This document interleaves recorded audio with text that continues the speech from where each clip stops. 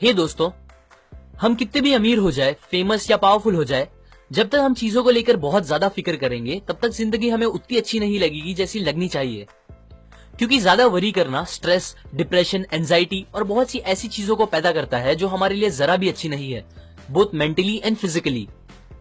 और इन चीजों के आने के बाद अगर हमें दुनिया की सारी अच्छी चीजें भी मिल जाएगी तो भी हम अच्छा फील नहीं कर पाएंगे।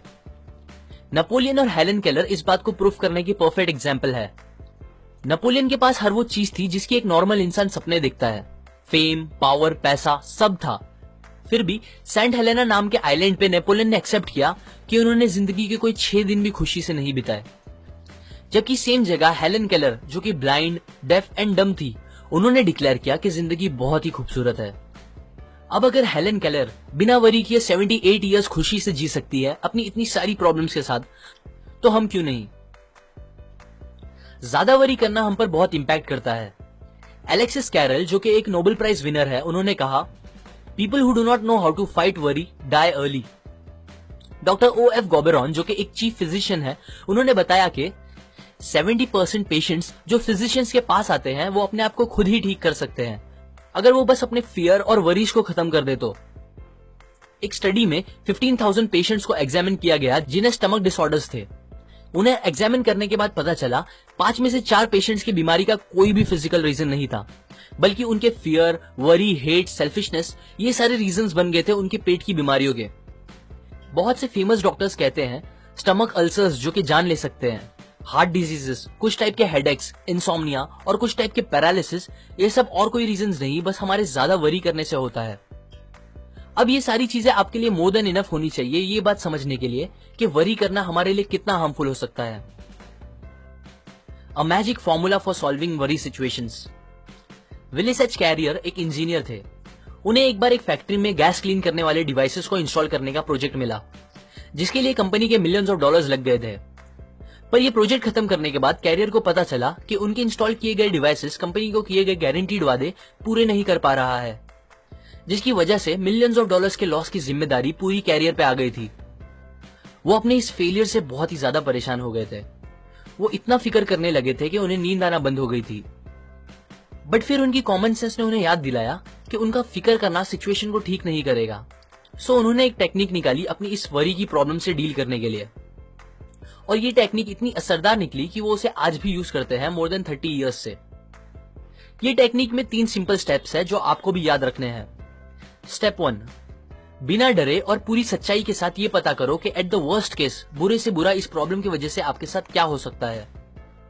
कैरियर ने जब ये सोचा तो उन्हें पता चला कि उनके इस फेलियर के लिए उन्हें जेल या फांसी तो नहीं होगी, बट हाँ, उनका मार्केट में नाम बहुत खराब होगा और $20 मिलियन जो उन्होंने अपने एम्प्लॉयज के साथ इन्वेस्ट किए थे वो पूरे डूब जाएंगे। स्टेप 2, वर्स्ट केस पता चलने के बाद आप उसे मेंटली एक्सेप्ट कर लो। कैरियर ने अपने आप से कहा कि ठीक है, अब अगर ऐसा हो गया है तो कोई बात नहीं, मैं फिर से मेहनत करके अपना नाम बना लूंगा और एम्प्लॉयज को समझा दूंगा कि ये एक एक्सपेरिमेंट कॉस्ट था, हमारे गैस साफ करने की न्यू टेक्निक को टेस्ट करने के लिए। वर्स्ट थिंग एक्सेप्ट करने के बाद कैरियर को बहुत ही ज्यादा सुकून मिला, जो उन्हें बहुत टाइम से नहीं मिला था। स्टेप 3, जब वो बुरे से बुरी चीज मेंटली एक्सेप्ट हो चुकी हो तो फिर आप उस वर्स्ट को बेटर या और अच्छा कैसे कर सकते हो इस बारे में सोचो। अगेन कैरियर ने चीजें एक्सेप्ट करने के बाद ये सोचना स्टार्ट किया कि वो कैसे उस $20,000 के लॉस को कम कर सकते हैं। उन्होंने बहुत से टेस्ट किए तो उन्हें पता चला कि अगर वो अपने डिवाइसेस में $5,000 का और काम कराएंगे तो उनके डिवाइसेस बराबर काम करने लगेंगे। फिर उन्होंने ऐसा ही किया, जिसका रिजल्ट ये हुआ कि $20,000 लॉस होने के बजाय उन्होंने $15,000 का प्रॉफिट करा दिया, ये सॉल्यूशन निकाल के। कैरियर कहते हैं कि अगर वो ये 3 स्टेप फॉलो नहीं करते और बस फिक्र करते रहते तो उन्हें ऐसा रिजल्ट्स कभी नहीं मिलता। ये टेक्निक हमारे लिए भी बहुत काम की है, क्योंकि जब आप वर्स्ट आउटकम को एक्सेप्ट कर लेते हो तो आपका दिमाग एक जगह से दूसरी जगह जाके परेशान होना बंद कर देता है और प्रॉब्लम को सॉल्व करने पे ज्यादा कंसंट्रेट कर पाता है। पर जब तक आप एक्सेप्ट नहीं करोगे अपनी प्रॉब्लम को, आपका दिमाग आपको खाता रहेगा और कुछ अच्छा आउटकम नहीं मिलेगा। अभी अगर कुछ लोगों को लग रहा होगा कि कैरियर की प्रॉब्लम इतनी बड़ी नहीं थी और उनकी लाइफ की प्रॉब्लम बहुत ही ज्यादा बड़ी है, तो उनके लिए एक और ट्रू स्टोरी है। अर्ल पी हैनी नाम के आदमी को ड्यूडेनल अल्सर्स थे। डॉक्टर्स जिनमें स्पेशलिस्ट भी थे, उन्होंने हैनी को जवाब दे दिया था, ये बोल के कि उनकी बीमारी का इलाज नहीं है और उनका बचना इम्पॉसिबल है। आप सोच ही सकते हो ये सुन के उन पे क्या बीती होगी। वो बहुत परेशान रहने लगे थे। पर फिर उन्होंने डिसाइड किया कि जबकि मेरे पास बहुत ही कम टाइम बचा हुआ है, क्यों ना मैं इस टाइम को एकदम बेफिक्र होके खुशी से बिताऊं और एकदम खुल के जीऊं।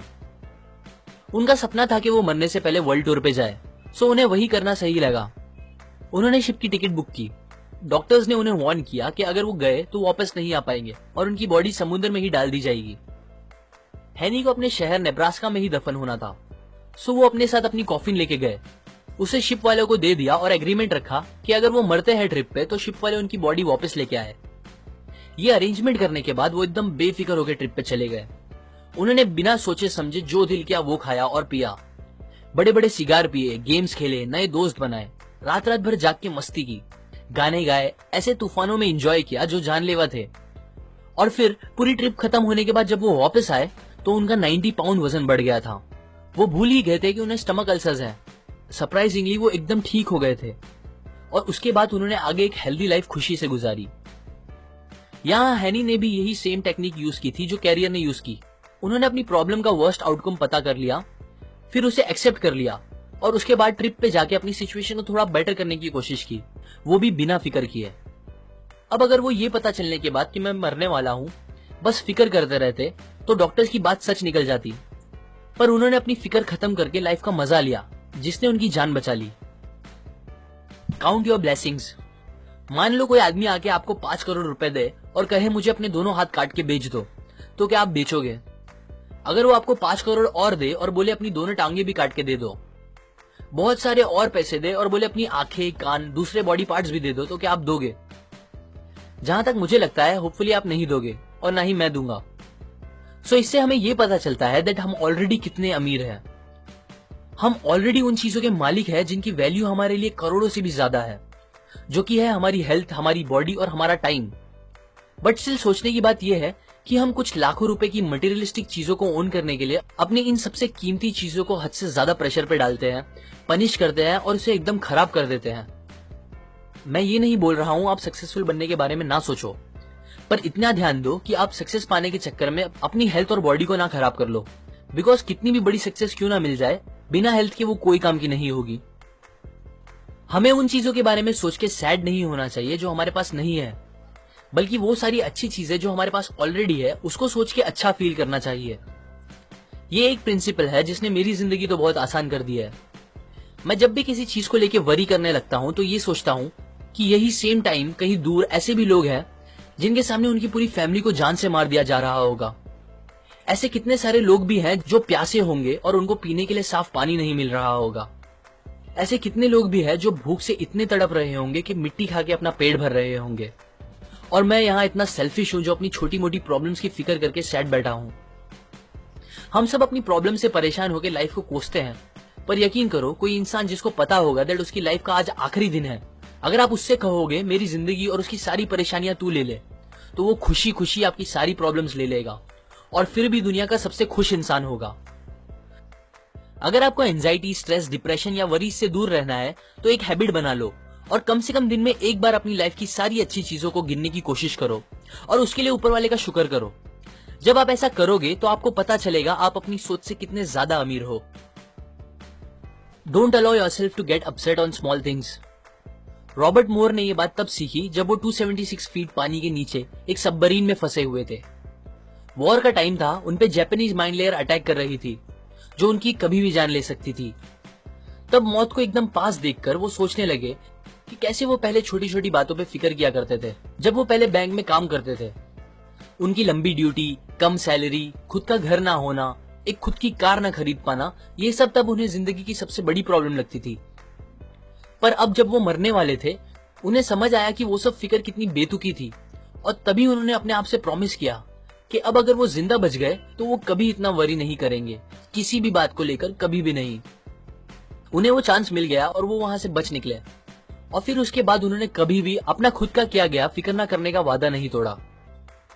मोस्टली हमें चीजें जितनी बड़ी लगती है एक्चुअली में उतनी बड़ी होती नहीं, हम बस सोच सोच के उसे बड़ा बना देते हैं। मुझे याद है मैं पहले अपने सेलफोन में अच्छे अच्छे सॉन्ग्स और फॉरवर्ड मैसेजेस जमा करता था। मैंने काफी सारे सॉन्ग्स और मैसेजेस जमा किए थे जो मुझे बहुत पसंद थे। एक दिन मेरा सेलफोन खराब हो गया और मेरा सारा डेटा उसमें से उड़ गया। इस बात ने मुझे इतना परेशान कर दिया था कि मुझे एक बीमार इंसान जैसा फील होने लगा था। आज जब मैं वो बात सोचता हूँ तो मुझे हंसी आती है, पर तब वो मेरे लिए बहुत बड़ी बात थी। हम ऐसी ही बहुत सी स्टूपिड बातों को लेकर फिक्र करने लगते हैं जो उतनी फिक्र करने के लायक ही नहीं होती। सो नेक्स्ट टाइम जब आप किसी बात को लेकर फिक्र करो तो अपने आप से पूछो, क्या ये सेम बात को लेकर मैं कुछ साल बाद भी फिक्र करूंगा? और अगर नहीं तो अभी ही फिक्र करना बंद कर दो। About all the worries we worry about never happens. 500 साल पहले माइकल डी मोंटेग ने कहा, मेरी जिंदगी बहुत सी परेशानियों से भरी है, ऐसी परेशानियां जो कभी रियल में होती ही नहीं। एक रिसर्च से पता चला है कि 85% बातें जिसकी हम फिक्र करते हैं वो एक्चुअल में कभी हमारे साथ होती ही नहीं, और जो 15% होती है उसमें से 79% बातें फिक्र करने के लायक नहीं होती। मतलब टोटल 97% बातें जिसकी आप फिक्र कर रहे हो वो और कुछ नहीं, बस आपके दिमाग का डर है जो आपको परेशान कर रहा है। सो अब मैं आपको कुछ तरीके बताता हूं जिससे आप इस अननेसेसरी वरीज को खत्म कर सकते हो। उनमें से एक है कि आप जितना हो सके अपने आप को बिजी रखो, बिकॉज इंसान कितना भी समझदार हो वो दो चीज एक साथ नहीं सोच सकता। सो जब आप बिजी रहना स्टार्ट करोगे तो आपको फिक्र करने का टाइम ही नहीं मिलेगा।